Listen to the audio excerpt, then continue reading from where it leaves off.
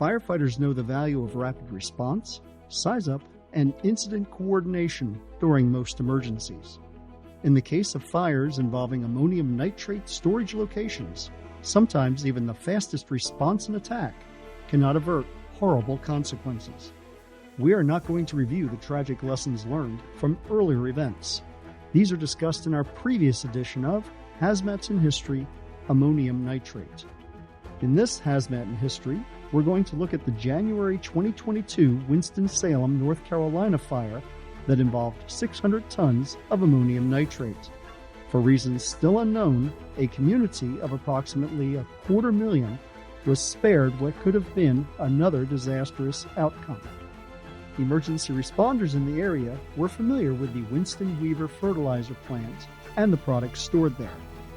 That, and the defensive actions taken by the Winston-Salem Fire Department, likely prevented a detonation, which would have resulted in the deaths of responders, civilians, and destroyed many nearby businesses and homes. The Winston-Salem incident demonstrates that we can learn from history.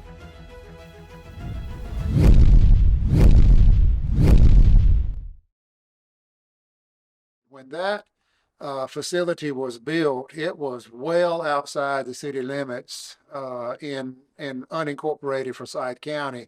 It was annexed into the city in 1964, and so the plant did not build in the city. The city built around the plant.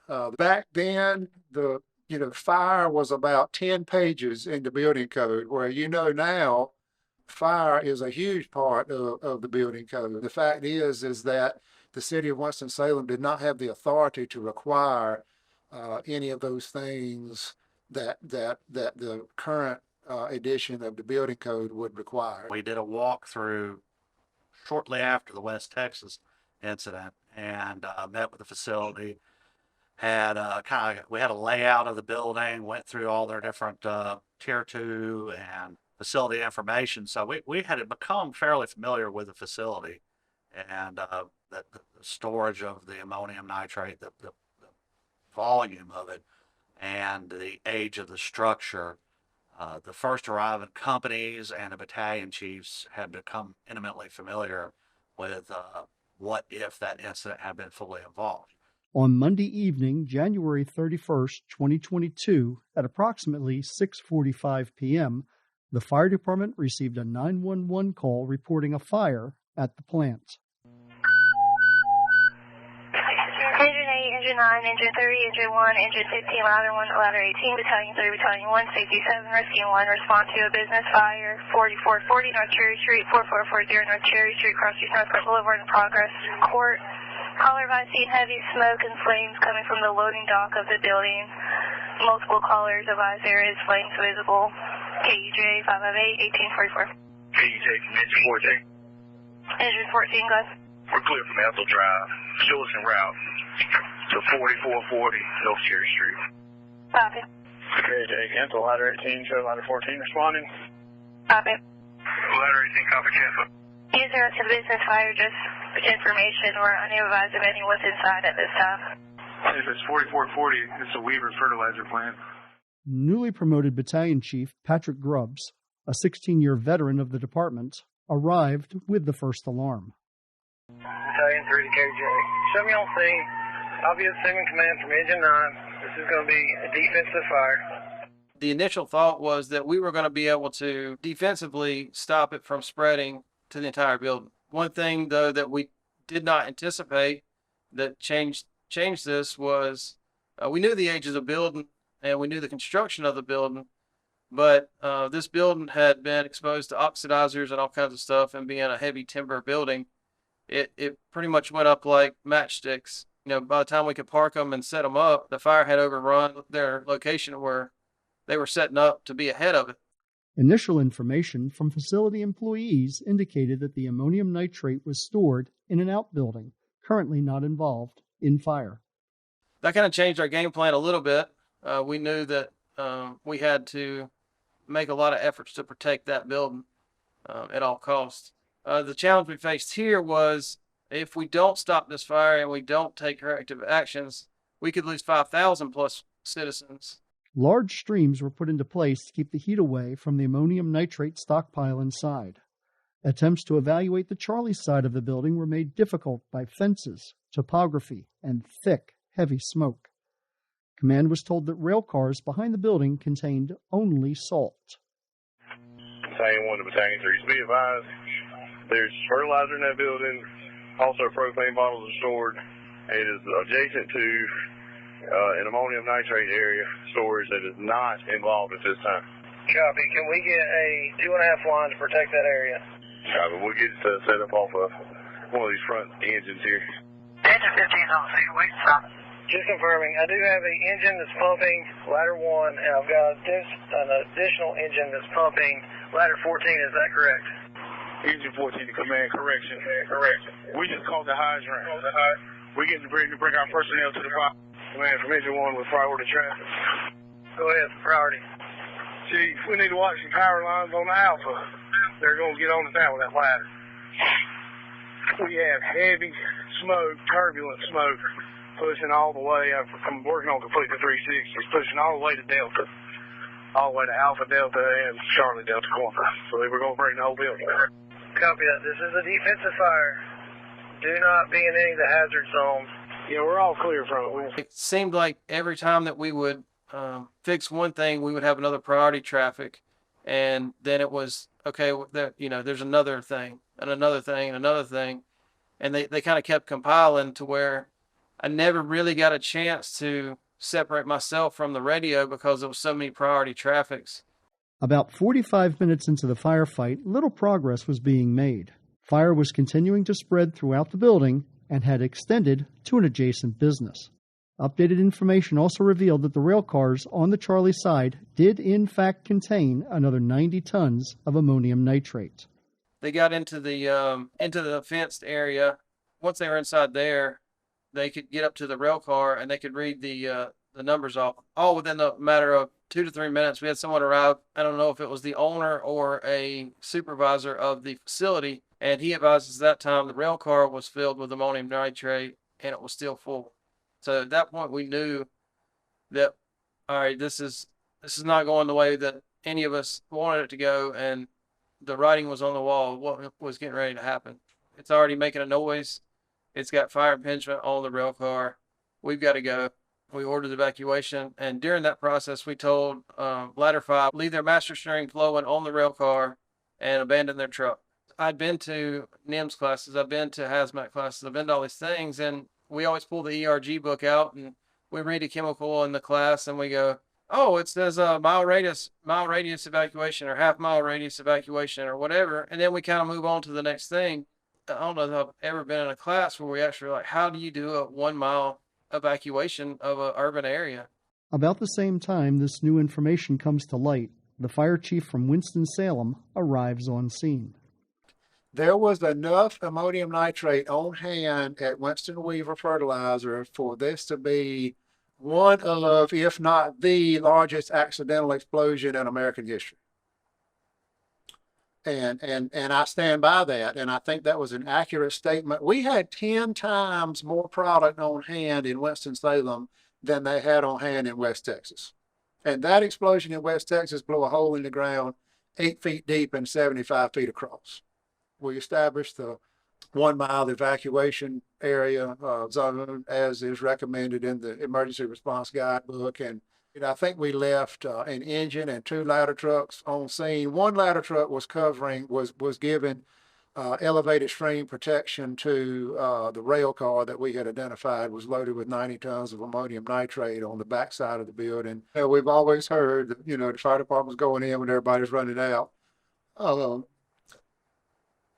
It's a difficult decision to make, but I think it was a decision that everybody knew was the right decision to make, and they were glad to hear that evacuation order get issued. What was probably really took us 10 minutes to get off site, it seemed like 10 hours. Because of the seriousness of the problem, command was reestablished at an empty office space over a mile away. With thousands of unaware and potentially impacted residents inside the 1 mile isolation area, A plan had to be put in place to notify them of the urgent need to evacuate. I called, the city of Winston-Salem has a marketing and communications department, and I called the marketing director, and he met us at the command post shortly after we got there. We went through several steps in communicating to the public in that area.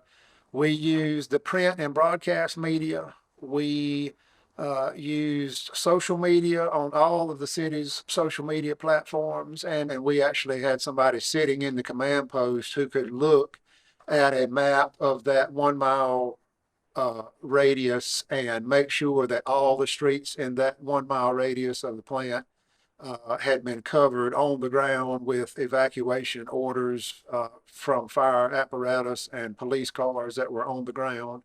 As command worked with the city's marketing department to notify the public, the Regional Hazardous Materials Response Team from Greensboro, North Carolina, was arriving on scene.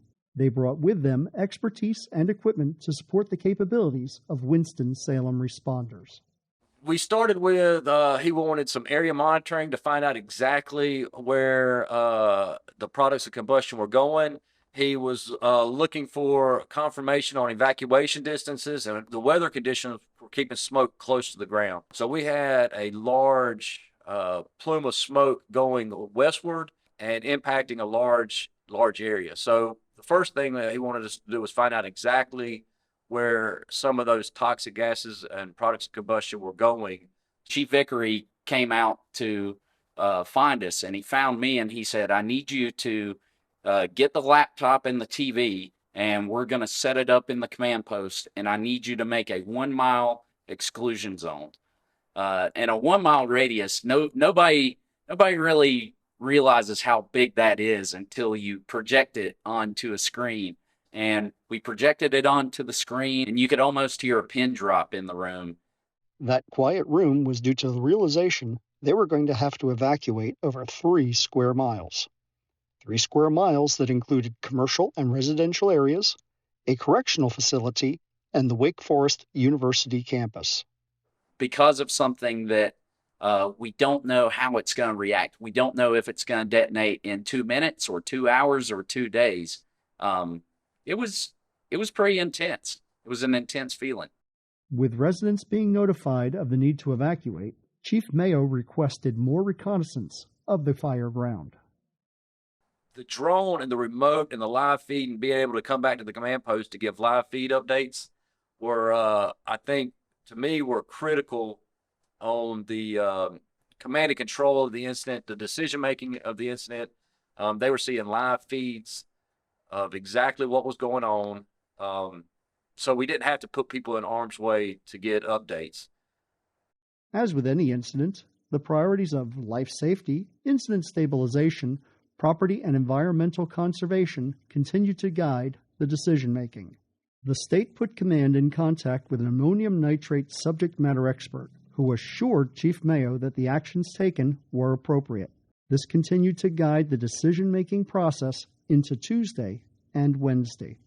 The first things I remember him saying that gave me comfort was, if you weren't making any difference after 90 minutes, the right thing to do was evacuate.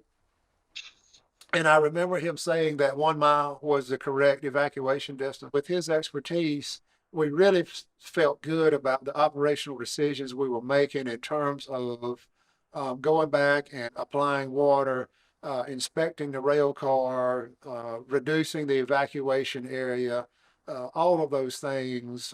He was just I really can't put in words what the value of that SME as an asset in the command post. So that subject matter expert, who I earlier described as probably knowing more about ammonium nitrate than anybody else in the country, he arrived Wednesday afternoon late. We inspected the rail car. He had assessed the situation from drone footage, and we went back that night about dark on Wednesday, and we put some unstaffed ground monitors in place, two of them, I believe, flowing water on the piles, what was remaining of the ammonium nitrate piles. It rained overnight Wednesday, and on Thursday morning, I remember the subject matter expert, his words, not mine, but he said, you have effectively reduced your chance of an explosion to zero. So I think that's when everybody kind of collectively breathed a sigh of relief. An incident that started at 6:45 p.m. Monday evening was finally declared under control on Thursday, some 72 hours later. Unlike other incidents in history involving ammonium nitrate, in this case, although exposed to heat and flame, the 600 tons of ammonium nitrate did not detonate.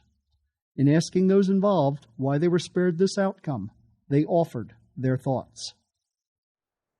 I have my own theories about it. I mean, we can say luck, we can say divine intervention, and I think both of those do have a play in it. I had studied the Texas City incident. I'd studied the West Texas incident. I'd studied the Oklahoma City bombing of '95. Beirut was not too far behind, and so I knew that with those, there was a lot of contamination with the ammonium nitrate pile. But hindsight 2020, I guess, looking back, what do I think happened? I think we were a little bit lucky, and I think that the ventilation of the structure didn't redeposit the soot and unburned carbon back onto the ammonium nitrate pile. I have been asked that a dozen times by various people since this event. I came to a conclusion, and I don't have a good answer. I think we made good decisions in the first 90 minutes. Not that we would not do some things differently, but we made good decisions,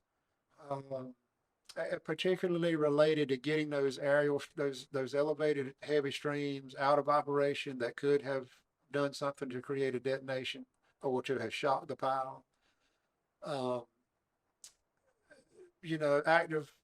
Mother Nature, act of God. I don't know where the responsibility lies, perhaps in part due to all of those things, but we were lucky. A detonation there would have changed the landscape of Forsyth County.